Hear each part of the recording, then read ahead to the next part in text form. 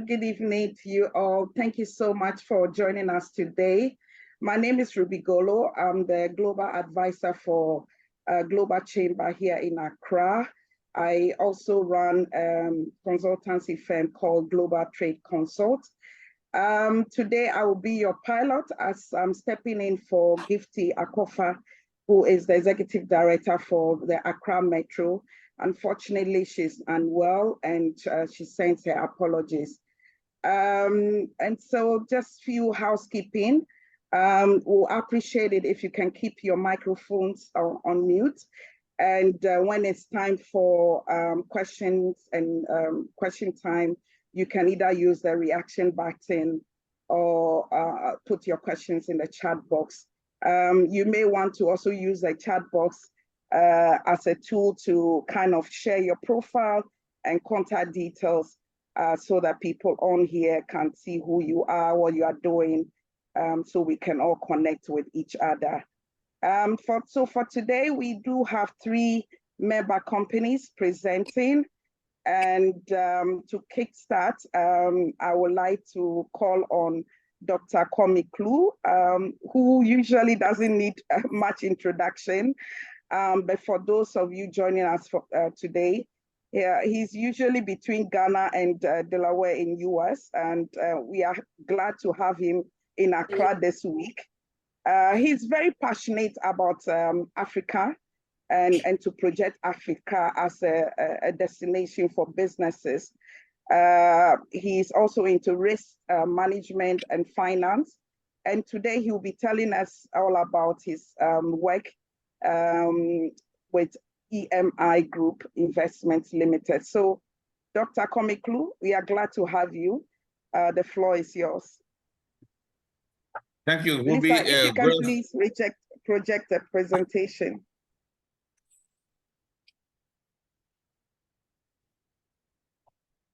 Do I have the floor? Please take it away. Okay, thank you very much, Ruby. Good afternoon from a beautiful city of Accra, where I am today.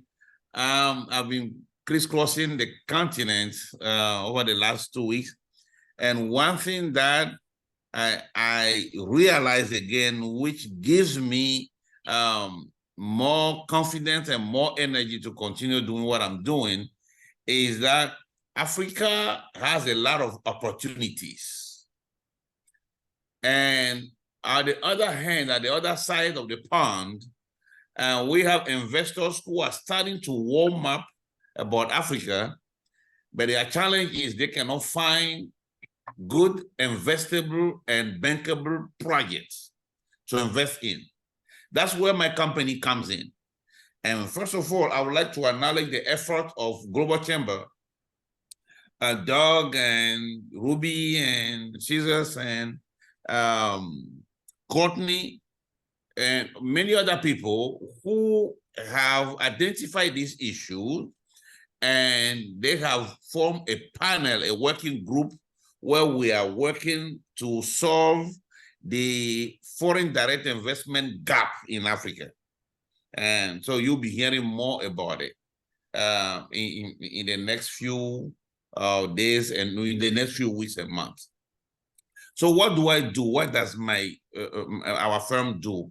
Emerging Market Investment Group, what do we do? We are a prominent international investment facilitation firm.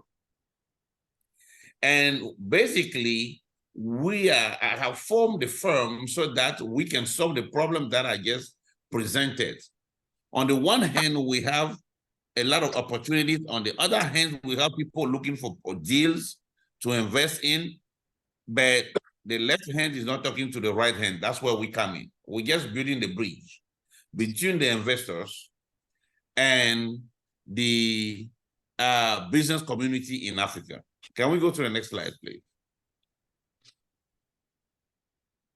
Okay, so who are our target clientele? I mean, just keep moving, please. It just makes sense. Our target clientele is the African businesses and startups who are doing great but need capital to grow. And On the other side, in the US, we're working with private equity firms, development finance institutions, DFIs, and who are looking for good deals, bankable deals, well-governed and well-structured deals to invest in. Those are our target clientele or audience.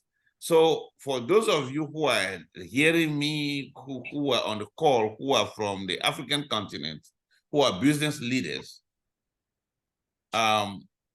we can help you. How can we help you? It's up to you. What are you selling? And what is your market size? And what problem are you solving? And if we can answer all those questions, and we can package your company or your proposal very well, I think we might be able to put you in front of somebody to talk to. That's basically what we can do. Next, please. Now, I want to take a pause here to give you some insight. Lately, here are the top 3 investment sectors where people are really interested in Africa. Number 1 is agribusiness, number 1. Because we need to feed this growing population of ours. And importing food from everywhere is not a solution. Number 2 is renewable energy. Without energy, we cannot power the development of Africa. We who are in Ghana, we know the cost of energy. We need renewable, reliable, and affordable energy in Africa. So now is the time for entrepreneurs, for innovators that you are, to find a solution so that we can just build a reliable, sustainable solution for the energy challenge in Africa. And the third one is technology. Everybody's talking about AI, telecommunication. So the third one is energy. So those are the top 3 currently that people are interested in. And those are the top 3 that are attractive to foreign investors. We can continue. So basically, what do we do? Our firm, meet with business leaders across Africa who are in need of investment, but we're not going to get an investment. Let me be clear. If you're not going to get an investment overnight, it doesn't work like that. But we'll look at your business model, your business canvas, or your business plan, whatever you want to call it, and see if the business is viable. What is your track record? And if this business is investable. I'm going to share something with you. I mean, I'll keep the confidentiality of the information, but I'll give you a story which Ruby and I will work on. We were getting ready to buy a big manufacturing company somewhere in Ghana. The numbers looked good until we started doing our due diligence and we realized that this big company, which has a lot of potential, they were not paying their taxes. And they were not even filing their Register General annual return. So that was a red flag. So we advised our investor to back out. The investor backed out right on time, and then the company just folded. So the company has a good business model. They were making money. There's a high demand for their products, but the governance was poor. So those are things that we do. So rather than you going in and present to an investor, and the investor will find out at the last minute before they wire the money to you, the last minute that you either cook your numbers, you don't have good accounting, reliable accounting, or you did not pay your taxes. We don't want that to happen. So what we'll do is we'll come to you and we'll structure your business, we'll look at the business, and we'll give you the advice from the standpoint of the investors. And then once we do that, we can help you become an investable company. I'm speaking to the African business owners. To the foreign investors, if we have any on the call, what we do is, it is easy, it's good to or find somebody on the internet and want to invest in their business. We just saved an Israeli a manufacturing firm from Israel a lot of money last month because they wanted to buy some farm products from West Africa. A lot of money. But the company that they were dealing with, the company does not exist. The company has a nice website though. They have somebody behind the website. They were communicating. They have a bank account. I don't know how they got a bank account, but the company is not registered at the Register General. And the company, their office address belongs to a pharmacy. It doesn't even exist. They just pick up somebody's address. So we presented the report, our due diligence report to the investor, and let them make the decision. If they want to do business with them, that's not our problem. But obviously, they did not continue dealing with it. So those are the things that we do to help both African businesses and foreign investors. So I'll stop here. If anybody has any question, they can ask me. I'll put my contacts in the in the chats. And thank you, Ruby. Thank you very much for the opportunity. I don't like to talk about myself or talk about my business, but since I have to, this is what I do. Thank you. Thank you, Dr. Kwame. That was very insightful. We'll appreciate it if you can put your contact details in the chat for those who want to reach out to you after the event as well. We really appreciate your time and having you back home in Accra. Okay, so on that note, Lisa, if you can please project the slides for Spaces. I will now call on Dr. Alexander Marfo to take the floor and tell us all about Spaces and your work within the architecture space.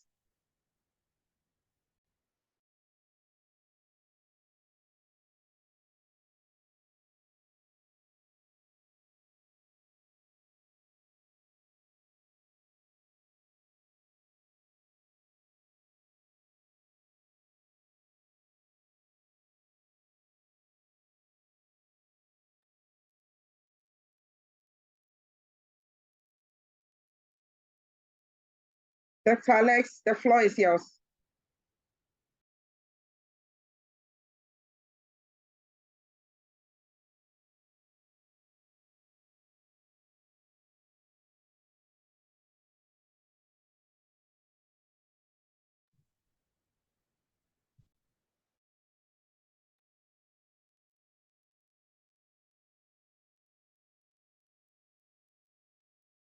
Dr. Alex, are you there to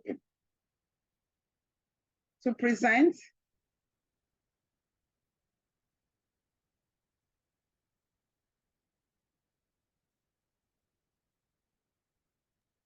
Actually, I was presenting, but it seems I was mute. Sorry. Okay. Can we have the slides back on?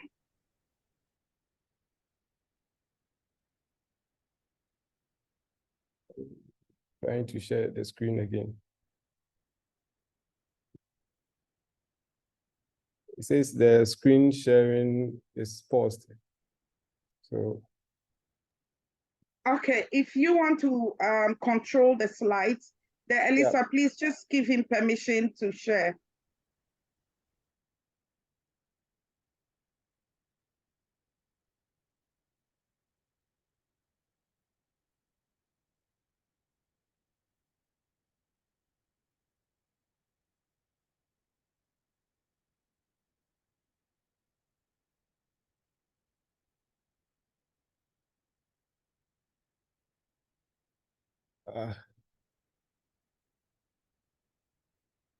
I guess I guess my rights have been taken off. So, Ruby.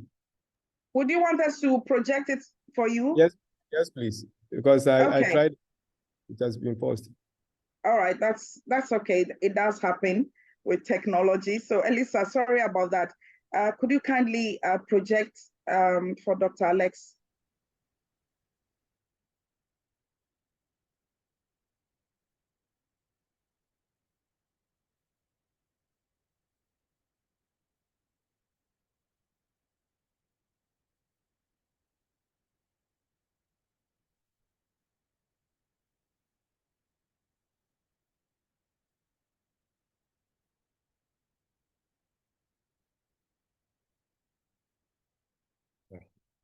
Anyway, so whilst the technology is still being sought for, I said, okay. Okay, please, can you, we are architects and infrastructure planners, and I work as both as a private consultant and also as a lecturer at a senior lecturer at the Kwame Nkrumah University of Science and Technology. Please, can you just continue with the slide, please? Next slide. Yeah, next one. So, next one, please. I just have to save some time. Yeah, so for spaces, we started some 10 years ago and into quite a number of projects, which we also collaborate with the university and other public institutions. And we basically deal with everything that has to do with architecture, engineering, and planning. But today, our focus on what I really want to share with all of us is possible areas where I think we can collaborate on the projects that we are currently dealing with. And I heard EMI talking about the various projects that they try to network the African partners with the other investors on the other side. Please, next one, please. Yeah, next one. So the first project that I really want to talk about is the Apothecaries Villa, which is a 3 to 4-star hotel that KNUST wants to build on campus. And if I talk about Kwame Nkrumah University of Science and Technology, you EMI, you realize that it's one of the parastatal institutions and also university.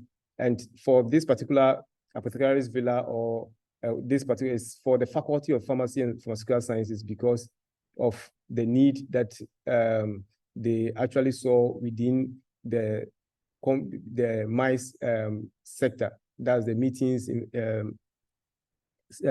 meetings, conferences, and events issues that also they organize over here. And while we've done the feasibility studies and done the initial project studies on the ground, and we are just in the verge of now having discussion with potential investors who will want to come and take and also operate this particular hotel. Please, can you move on to the next slide? Next slide, please. So it's virtually, the total space is about 18,000 square meters, and it's supposed to have all the facilities, conference facilities and everything. If you put them together, about 130 rooms. KNUST, the location of the campus and the student capacity with the population on campus right now is almost hitting 120,000 people. And the number of events that occurs on campus, the guest houses and thing that happens in Kumasi, the guest houses that are on campus are currently not able to take these numbers that we have. And the only the most decent ones, guest houses or hotels, 3, 4-star hotels that are around, don't have enough capacity to take these events and other things. So pharmacy, or the Faculty of Pharmacy, with a population of about 20,000, wanted to have one of its own to be able to take care of the rest of the things that they do on campus. So this is one of the opportunities where, if, I don't know the type of persons that are online right now, if you are into any of the suppliers or any of the built environment players, this is an opportunity that we can talk after this meeting. Then the next slide, please. Next slide. Then the next one is the KNUST International Center. This is also one of the biggest one currently that we are in charge on campus working on for the university management. Also, please, next one. This is almost has a, various dimensions of that. There's also a hotel facility, part of it, a conference facility, and as well as it also has a resource center. And the resource center, for instance, has already been taken, or there's an off-taker for the resource center already, but we are left with the hotel and the other facility, and there's also another a branch of it for the hostel. As I already said, this, if on campus, the demand for the hostel currently, as we all know, in Ghana is also another crazy thing, because the university is able to provide for about 20,000 students, whilst we are already about 85, about 100,000 students that are on campus, only 25,000 are being catered for. The rest of them are just squatting in other neighboring facilities and other things. So the International Center decided, the International Programs Office decided to put a system in place to take care of, prepare a guest house, at the same time a hotel and also a hostel, which will be able to take care of the international students who are on campus. Then the next ones, please. So the concepts, the detailed concepts, and also the initial business feasibility and everything has also been done, and we are still in the process of talking. Can you please continue? Yeah, and the last but one is the School of Graduate Studies. This one, I would say that it's a little bit restricted, because most of the collaborating partners that we will need is more of suppliers who will be able to supply the university with the conferencing and materials and other, because funding for the reconstruction of the graduate school is already done. But now it might be more of the supply of equipment and tools and other things that will be needed in the operation of this particular school. Can you move on to the next one, please? Next one, next. So that's the graduate school, next. And this is a private investor, that's the Casa Miranda at Cheado. It's not fully completed, we're just on the last but one floor. It's apartment buildings that is at Cheado. So this is also another opportunity if you are an air conditioning MEP supply installers or whatever that you supply. This client is one of the clients that will be able to, you should be able to talk to. And if you are also a real estate broker who wants to also take this one and also help the client rent it out or lease it out, this is also an opportunity to talk to the client as well. Next one, please. Then this is also another, as I said, we don't only work with the university, but we're also working with towns. And one of them is Asinkushia. Asinkushia, they have a very proactive king over there who, out of research, has decided to put up what they call the Tomb of the Unknown Slaves. The story of the slaves that were moved from the north to the gate of the door of no return at the coast. Some of them passed through his town, Asinkushia, the cleanest village in Ghana. And he said the people who actually died in the farms and in the forest, he wants to put a memorial over there. And so a whole concept has been developed around it. And we are still now also in discussion with the Ghana Institute of Engineering and other institutions who are now have come in to start the discussion as to how to go about it. So if you are also into the tourism aspects and you want to invest in that area, this is one of the areas that we can also talk about later on. Then please move on. Then the last one is the Smart Sustainable City project at Chebi. This one is because it's being the seed funding is coming from the Norwegian government with UN Habitat as fund managers for the seed funding. But there's quite a number of things that is going to go on. Chebi has been used being used as a pilot city for us to work on it. We started working on this thing since 2018, and now we are about to hit the ground, and it is going to be escalated into 9 different towns in the country. And so those of us who are here, who are into IoT, AI, smart and intelligent systems and other things, this might be opportunity to maybe later on speak to Ruby, and we will get your contact. And when the project starts, we can invite you for us to know exactly which parts that you can also play. Can you move on to? So in a nutshell, these are some of the projects that are in the portfolio that I wanted to just bring it up for further discussion. Thank you very much. Wow, thank you so much, Dr. Alex. What's a lineup of projects?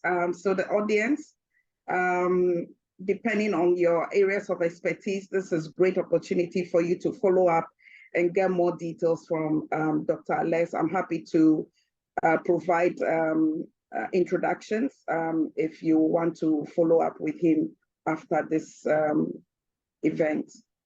Great. So next is Stephen McDonald, who is actually based in Kumasi. He has great passion to develop a project within the agri space. And I can't wait to hear all about what is going on with his project. And so on this note, I will invite Stephen to take the floor. Okay, thank you. I'm sharing my screen. I hope everyone can see it. Yes. Okay, very good. One second. Okay, very good. Well, Ruby, thank you very much for the introduction. It's I'm glad to be back on presenting to you all. I've been a member of Global Chamber, I want to say more than 5 or 6 years now. So my membership started in, I don't know if it was Richmond or Charlotte, North Carolina, but now I'm here in Kumasi, Ghana. So it's been a very interesting journey. I'm going to talk about our ProFarms Gateway Agricultural Commercialization Center. So my background is international trade and development. I've been doing international trade and development work for over 10 years. You know, at my peak, we had teams and resources on the ground in over 50 markets. But during COVID, I made the transition over here simply because the entire world shut down. Not much international trade was taking place, and I felt that that was the opportunity to reestablish ourselves on the continent here in Ghana. So that's what I've been doing, and I was motivated to do this project once I realized that global food supply chains weren't as secure as we once thought during COVID, when we go into the grocery stores and food on the shelves where the supply was paused. So it created some fear in a lot of people. But over the last few years, we've seen also how climate change has become a very, very real issue, and we need to be doing things to make tangible and scalable changes. So, or otherwise it's going to be very difficult for all communities to function. I believe rural agriculture is a key component of the overall solution, because with information at our fingertips, in a short period of time, we can identify and educate some of the least educated people and prepare them to do some of the most important work of our lifetime. So we're focused on this project to create that opportunity. So our project will consist of training facility, we'll do food processing on site, and then we'll also have a resort and wellness center aspect to it. So the problem is, you know, we're living in a world that's unprepared for Africa's youth quake, as they say. So a major change is underway in Africa, and the population is projected to nearly double to 2.5 billion over the next 25 years. And that will not only transform a lot of the African countries, but also radically reshape their relationship with the rest of the world.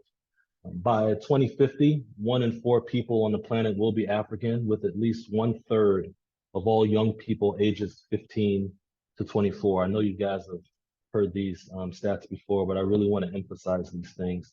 The median age on the African continent is 19.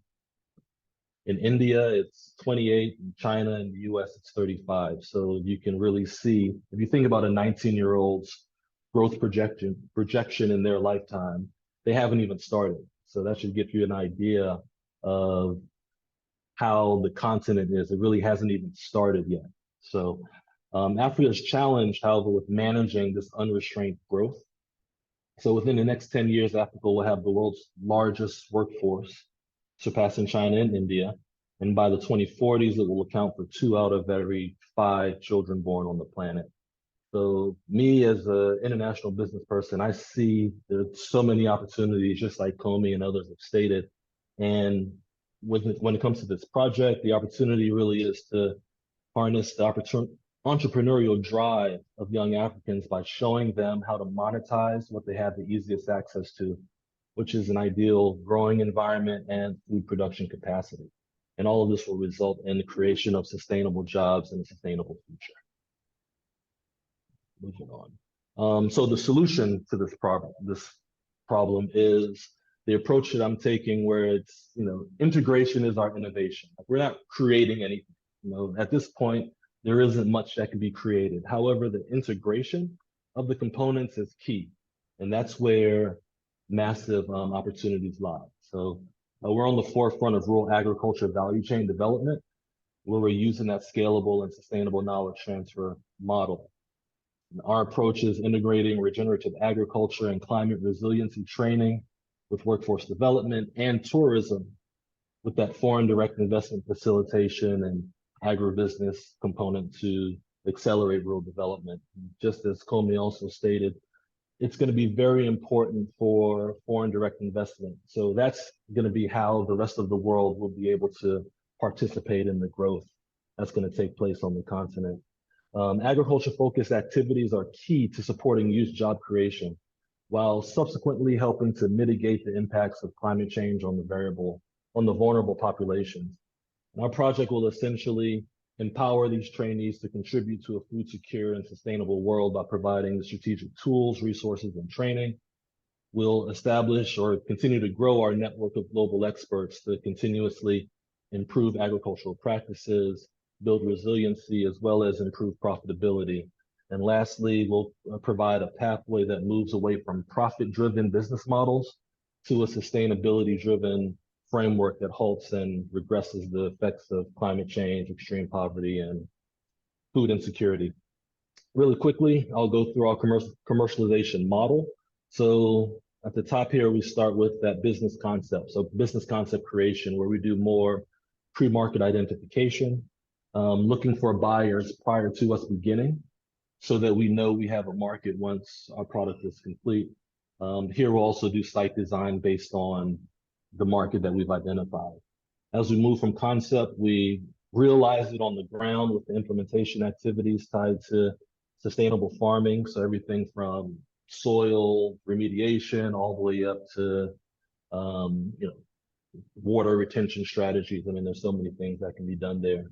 You monetize that when you do the value addition. So once we go from the farming activities, we move into the post-harvest processing and distribution, where these things actually take place on site. And then lastly, once we monetize and commercialize, then we look to scale.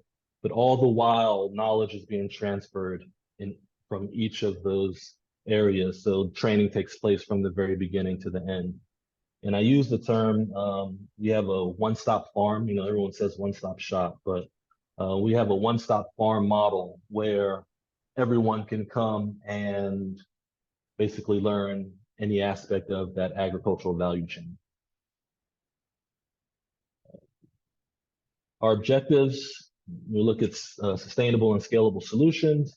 So, of course, educating rural youth, women on the various aspects of the agribusiness, de-risking agriculture value chain investment for foreign direct investment. We want to create that conduit for foreign-led projects, developments, tours, and trade missions, basically to support two-way trade. And then lastly, improving the food security, climate, social, and economic challenges faced by Ghana and worldwide. So when we talk about opportunities for collaboration, we're at the point where we need not only development inputs, but also trainers. So yes, we're doing a lot of development on the ground, but we still need access or still need partners from this phase, and we need to prepare for partners in future phases. But our partners will benefit from strategic positioning for participation in the rising wave of rural development activities in Ghana and Africa. Our partners will also benefit from on-the-ground product and service, using our site as an on-the-ground product and service show farm. So basically, foreign companies can use our site, integrate their technology, their solution into our operating farm, and it can also be used as a demonstration for future sales in this market. So it's really an opportunity for international companies to integrate their solutions into our project. There's also benefit of, for volunteers and legacy creators who are interested in sharing their expertise, whatever it may be. And then lastly, cultural immersion and exchange opportunities for individuals, organizations, and corporations. This is a site map for our project. We sit on 28 acres. The south part of the screen is, or the site is, where we'll have most of our technologically advanced activities, right? So we'll have our food processing, our storage, our various training facilities in various techniques. We'll have our hospitality area there as well, because we have 2 peaks on the site, and I will switch so you can see. I don't know if you can see my mouse, but before you get to the center, to the right is one of the peaks. That's one of our hospitality peaks, where we have our chalets and cabins, those types of things. And towards the back is where we'll have our livestock. And all of this is integrated into an existing orange plantation.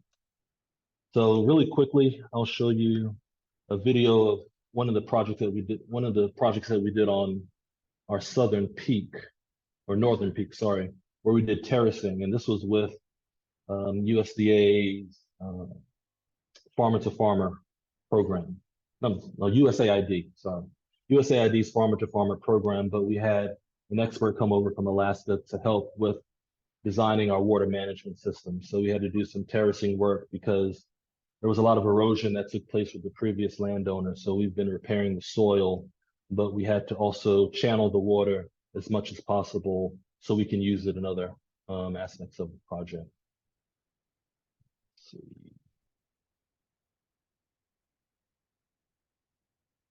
All right, these are videos of the work that was done, so once it starts raining, you can see how we've channeled the water, and it's a lot of water flowing here, but now we can actually use that versus it just dispersing all across the land.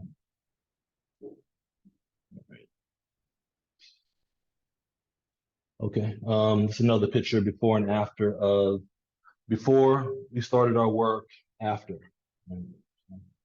We're essentially raising the water table, so as we move into Hamatan, or the dry season, we're able to extend the planting season. These are some pictures of just activities on site. So in the top middle here, that's one of our trainers working with the guys, because we're doing some damming and slowing down the water flow so we can keep as much water on site. Top right, as we talk about low-tech and high-tech solutions, of course we'll have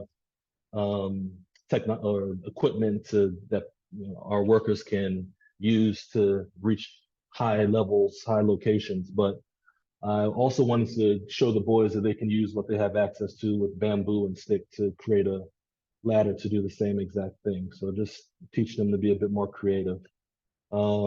Other aspects of the project, north left is our top left is our demonstration.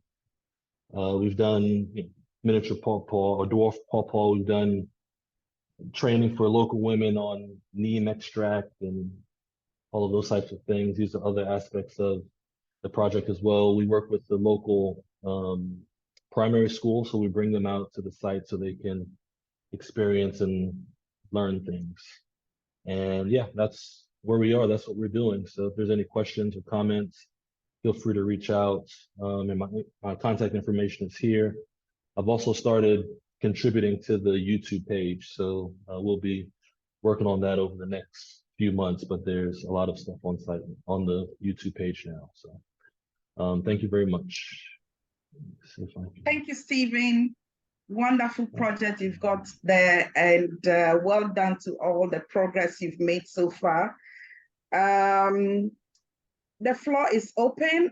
If you have questions for our three speakers, please raise your hand or type it in a chat box, and we'll be happy to have them.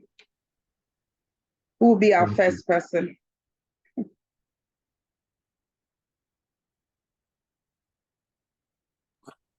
Hi, Ruby. I have a quick question. Sure. I couldn't find the raise your hand button. For each of you, who would you like to meet next? And Stephen, I mean, it's great to hear an update, and thank you for your longtime support and collaboration.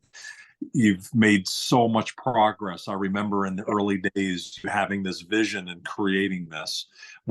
Who do you need help with next? How do you see this? And would love to hear from each of the speakers. Same question. Okay, excellent. Thanks, Doug, for posing it. So we're at the point now where we've done most of the work that can be done manually, right? So we prepared the land, we prepared the entire concept for the next phase.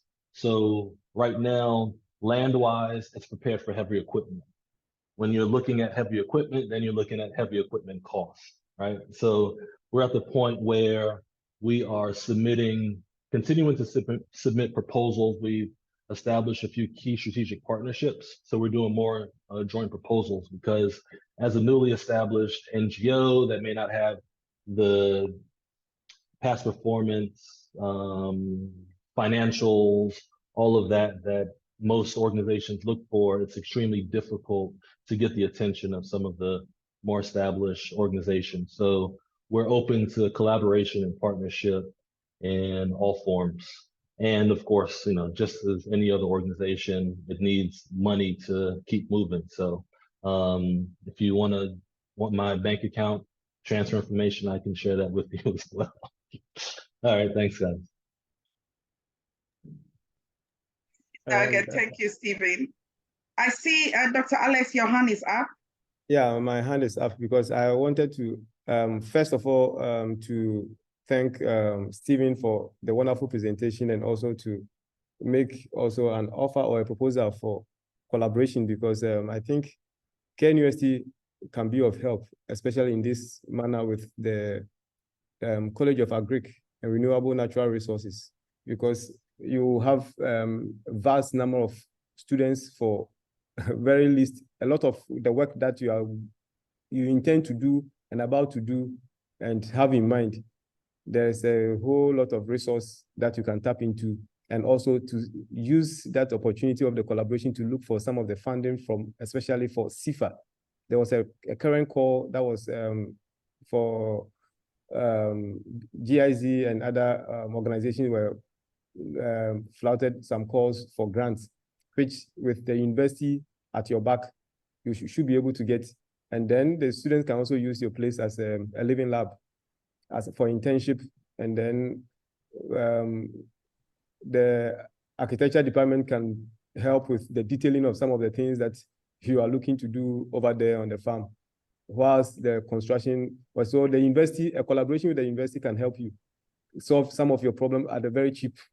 And since you're also in Bekwai, in Ashanti region, it comes even in handy for students to move in and out of sight. It is not money directly, but you can use that one to look for the money that you are looking for. And secondly, for my side, most of the project, as I said, is also the university or the towns. So I'm just looking for any business or any person who wants to collaborate to be part of such ventures that we've already showcased, whether in the hospitality industry or in the creative arts or the construction industry. If you see me, we will be able to have some discussion and see how you can participate, or even as a financier for any of the projects. One of the key things that I think when I had a discussion with the university was even hotel managers, whether you are a manager who can manage very good hotels or whatever, then you can take it up, or if you want to own the project so that the university will, there are quite a number of different arrangements that can be made with the university in this direction. Thank you. Thanks, Dr. Alex. I'll reach out to you as well. Thank you. Wow, I'm loving the conversation. This is the power of collaboration, and I thank you, Dr. Alex, for coming in with that. We still have time for questions. Who would like to take the floor next? Okay, Felix, I see your hand up. Go ahead. Hello, everyone. This is Felix. I think I know some of you. Doug, I'm sure you remember me from Phoenix a while back. Hey, good to see you. Are you in Ghana? Yes. I'm spending more time in Ghana now, because I actually have a business in the US now that's doing really well, delivering packages for Amazon. So I'm spending most of my time here in Ghana these days. Congratulations. Yeah. Let's get your membership re-upped at some point, but please go ahead. Yeah, definitely. So I am working on a similar agriculture project with the company called Grow It Green. So Stephen, I don't know if you've heard of it, but we mainly do pepper. So we have a nucleus farm. We also have outgrowers and ingrowers as well, and we are exporting most of that pepper abroad to Europe. It's definitely an opportunity to expand, especially if we're able to, to improve efficiency and reduce the cost as well. So definitely we'd like to collaborate with you and share some knowledge on what we're doing and what you're doing, and see how we can improve. I think the opportunities are there, but a lot of the things that we face here are related to growing pains. Like, for example, like when you're looking for customers to collaborate with, they usually don't want to collaborate with you unless they're doing it for like a social cause, because they feel like you're not going to be able to deliver.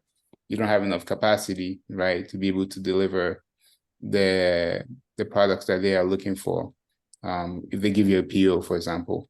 So those are some of the challenges that we are facing. What we need is actually companies who are willing and patient enough to collaborate with us. Maybe like do some pre-buy, like some, anything related to like helping us build the capacity to be able to support.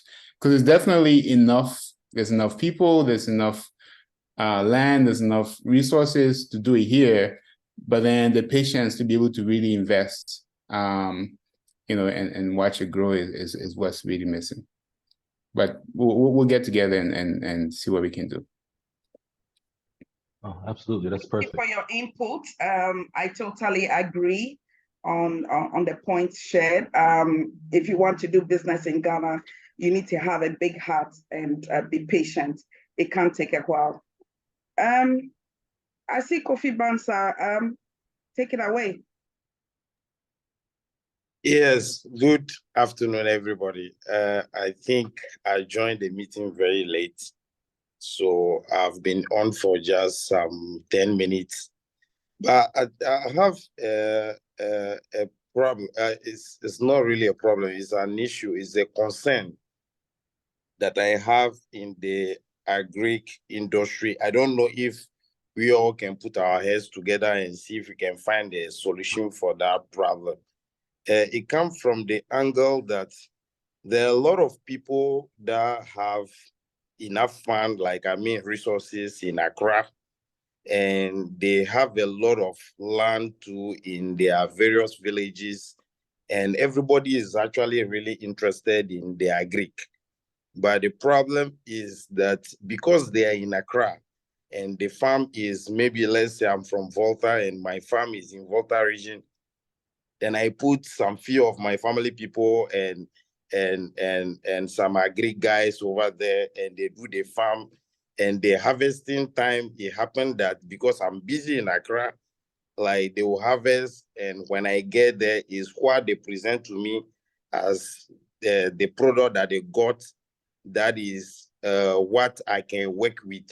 So I have a friend who is really financially okay, that have tried it, and he invested a lot of money into a farm in his village, and at the end of the day, the end result is not really that good. So anytime I tell him I want to buy a land and start farming, he will advise me not to do that, even though we all know that agric is the next way to go. So I want to know if maybe there is a company over here that is already well established and is running those kind of like agric projects, that if somebody is, these days, a lot of people like investing in things that have to do with them too first.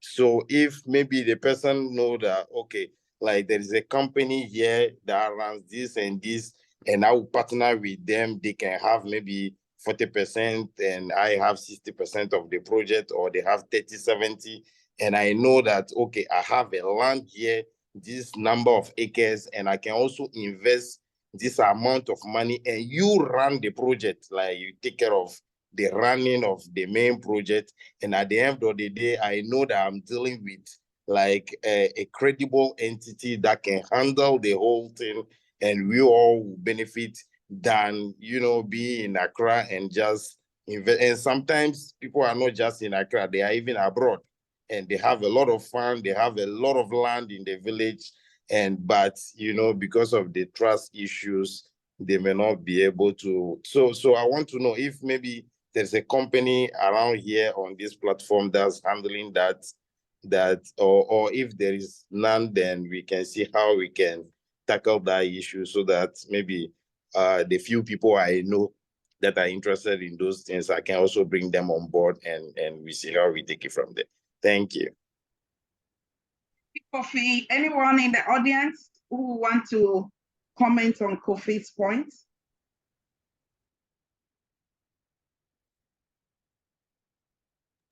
Yeah, Ruby, it's coming. I'll take it.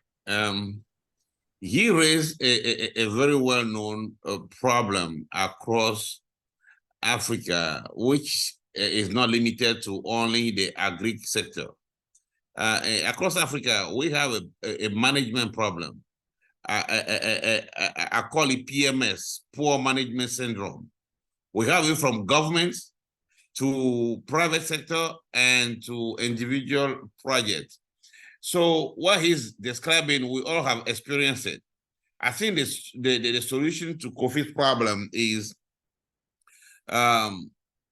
maybe to share some best practices with people like Stephen and other people who are in the agri sector, to show them how to do. But my biggest advice is, before you invest in something like that, you need to have the management structure in place. This is not just an agri sector problem. This is an African governance and management problem. When you go into business and you give the management to your family or somebody in the village, you are calling for disaster. It needs to be structured professionally with accountability. We are dealing with a big farm now in the Volta region. They produce some of the best rice you can find. But when we were looking for their books, there's nothing to be found. They're producing, they're selling, but they have no record. So that's the problem we're dealing with. So you need to build the foundation. The foundation has to be the management. Having land doesn't allow you, doesn't give you a carte blanche to go into to agro business. You need to have the structure in place. And agro business is a very, very, very good business, but you need to build it professionally. So that's my 2 cents I can add to it. Thank you, Dr. Comey. Yeah. I see Nihi from Lagos, Nigeria. Your hand is up. Dr. Alex, I'll come back to you after Nihi. So Nihi, please. Yeah, good afternoon, everyone. Thank you very much. Thank you very much, Ruby. It's a pleasure to be here. I just wanted to point out that I spoke with a group coming from Asia, and they should be in Accra, their university group, sometime in December. Hopefully, they're able to make it, and I can make 1 or 2 introductions. They've showed some interest in affordable housing and to some extent hospitality. So I think they will be a good fit for Dr. Alex.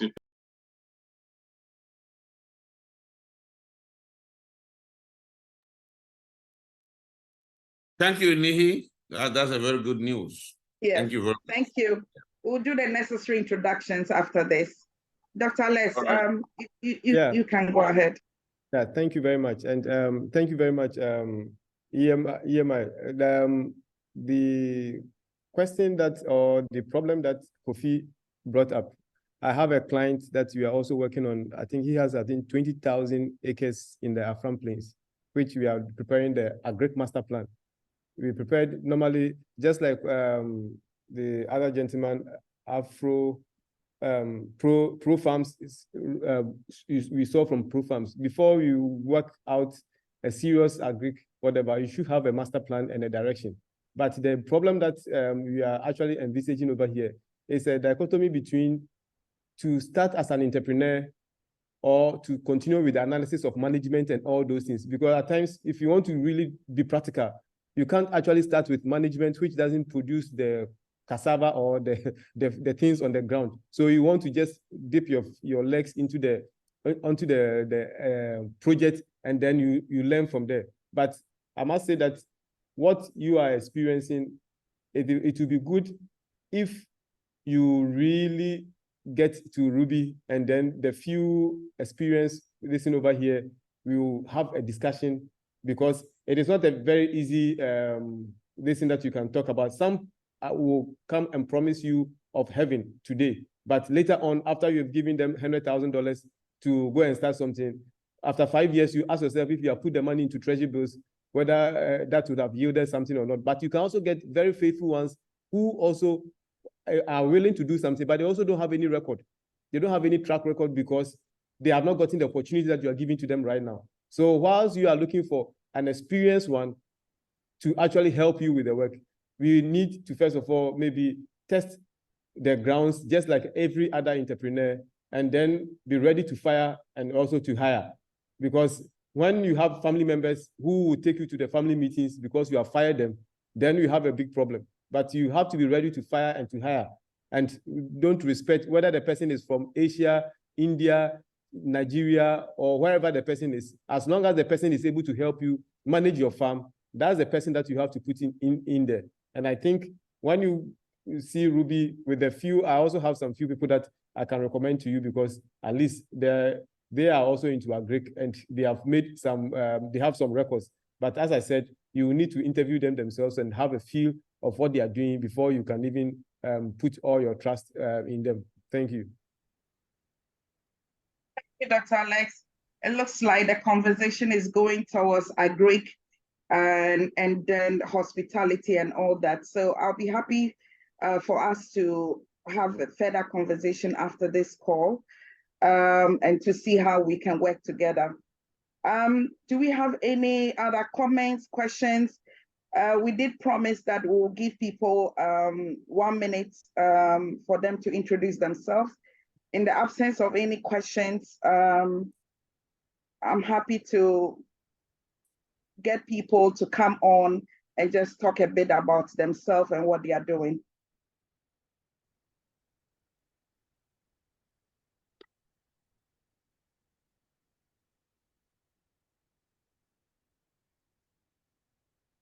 Hello. Anyone? Sure. Yeah, I can go ahead ahead. and Yes. start. Felix. A little bit about myself. I'm from Ghana, but spent a lot of time in Phoenix, Arizona, where I met Doug and others as well. I've been an entrepreneur at heart since I was very young. However, I did engineering and business after that. Worked in Silicon Valley for about 8 years, and then recently started my own Amazon delivery business that's doing really well. We are the biggest partner in Sacramento at this point, and we are getting ready for Christmas while I'm here in Ghana. So that's great. But I'm here really to see what kind of impact I can have in the country, using my supply chain and technology background and operations background to see what kind of improvement I can make here. So though, of course, I'm looking at it more from a business perspective, it's not really just purely profit driven. Because if I want to make more money, I will actually be in the US at this point. But I'm making enough where I can be here and make an impact, right? So that's what I'm looking at. Some of the things that has been discussed here is very good, and something that I'm also very interested in as well. So I'm looking at it from understanding, from the grounds what's going on and seeing what kind of things we can put in place to really improve, right? Like, for example, agriculture, we mentioned the management issues. I think those are issues that can be solved, but you have to think about it strategically, what's the best way to solve it, right? And then once you do that, then you can scale it as well. So I think one thing that I have noticed, as I mentioned before, is the capacity issue. So part of that management issue is capacity. If your capacity is not large enough to really put together a good management structure, then most likely you're not going to have a good management structure, right? So it's like, you have to manage the two as well, right? There's opportunity to build capacity and still impact a lot of people, like, for example, in-growers, for example, is an example. But I'll be happy to talk more to anybody who's interested without taking up too much time. I'll put my information on the chat if anybody wants to reach out to me. All right, thanks. Thank you. Very refreshing to hear from you on those points. And I'm sure that we'll be happy to connect again and have further conversation. So I think we do have a few minutes to close this.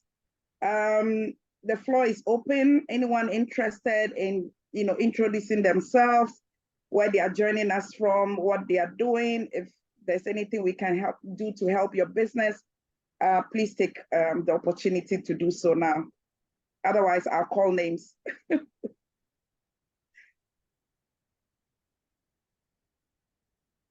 Hi, Rigo, you want to say something?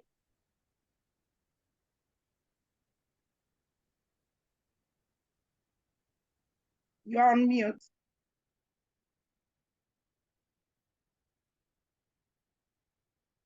Your microphone. Can you see me? Thank you, guys. I'm really happy to see that you guys are working pretty hard with Doug on building the global business in Africa. I'm here in Venezuela looking for investors for projects in Venezuela. Electric cars, buffalo farms. I have coffee to export from customers and clients who are needing capital investments to grow their businesses. We are here to help entrepreneurs, businesses, and so forth. So I moved to Venezuela recently in the last 3 months. So I'm working pretty good and happy to be here. I'm from Venezuela originally, but I grew up in the US, in Phoenix, Arizona. I was close to Doug over there. I worked with Doug last summer for about 3 months. So they're already together. So, and thank you, Doug. Good to see you. You're the best. Thank you. You look great. Thank you. Try it. just to give Okay, so testimonial for Rigo. Rigo has about 8 projects that he's working on, and he's a very experienced, knowledgeable leader. So if you have any interest in that region of the world, please contact Rigo. And he's also looking for sourcing partners as well. Thank you, Rigo. Thank you, Doug. thank you, Doug. I see the hand of Sarah Smith. You want to say something? Yes, yeah. Good afternoon to everyone. Yes, thanks for the opportunity. I really enjoyed the presentation. So, well, my company runs it's called the Africa Media Advertising Sales Summit, run by Afrima's Network. What we do is that we've seen a big challenge with media sustainability in Africa. So each year we bring thought leaders together to see how we can foster collaboration and develop sustainability models of running media enterprises in Africa. So this is run by African people who are running media channels, ad agency, marketing professionals. How do we grow our industry for the next generation of young people who want to focus their profession in media business? And so this year marks our 5th year that we bring people together to make sure that, like what we are doing on this platform, is to create opportunity for people. And so the essence of Africa Media Advertising Sales Summit is to make sure that African media advertising industry do not struggle or do not depend on foreign aid, but they will find models, they will find the initiative, they will find the creative ways of generating revenue. And so this is what I do. Aside that, I provide media services for companies that want to advertise using both radio, television, online platforms, and they are looking for media venues. We help them with their media plans and all that. And so this is what we also do here. We are based in Accra. Our website is afrimasnetwork.com. And so anything that you need in media related, both here in Accra and any part of Africa, we have a network of people that we work with, and we believe that we can grow the African media industry. So thank you for the opportunity once again. Thank you for your intro. I think we'll be preparing to close. I just want to say, for those who are here for the first time, Global Chamber, we are dotted all over the world. And if you like what we did today and you want to become a member, then please do reach out to me. I have shared my details in the chat box, and I'll be happy to pass it on to Gifty, the executive director, who unfortunately is not with us today, and I'm sure she'll be happy to follow up on her return. Since we have the CEO in the house, Doug, I will want you to give your closing remarks, and then we call it a day. And I really, really appreciate all the presenters today. Your presentation was brilliant and on point, and I thank you all for joining us, and wishing you all the best as we close. Doug, over to you, please. Thank you, Ruby. I just want to point out, Ruby, on a couple points. Number one is our executive director, Gifty, was taken ill, and Ruby stepped right in to fill her shoes. And I think that goes to who the global tribe is. We help and support each other. We're professional, we're trusted, we count on each other, and we support each other. And Ruby is as good an example of that as there is within Global Chamber. So Ghana is lucky to have her. And within all of us, we have a tribe of leaders, including all of our members who we work with and trust.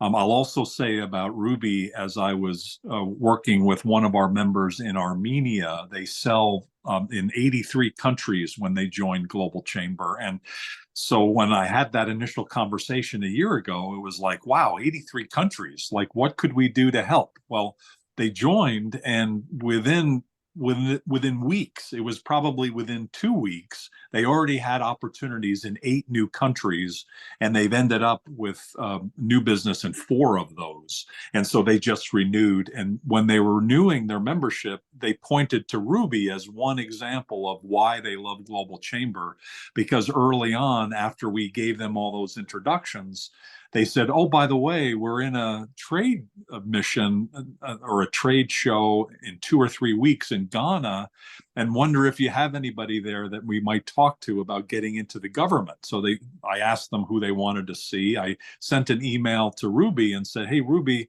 it's short notice, but I'm not sure if this is something you can help with. And Ruby responded almost immediately saying, yes, I know all of those people and I can help. So Ruby ended up doing a small project for them outside the membership, and they were very happy with that. They met, I think they ended up meeting only one of the 3, but they got introductions to all 3. And then I presume ultimately they met all 3. And then they actually hired Ruby and her company to do some additional work, not just in Ghana, but beyond that.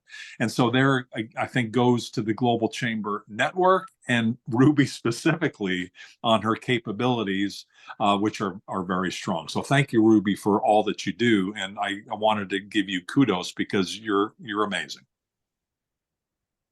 So much for your kind words. I really appreciate that. And to everyone, thank you so much for making time to join us. I really, really, truly enjoyed the conversation today, and let's do more to support each other. You all have a good one. Thank you.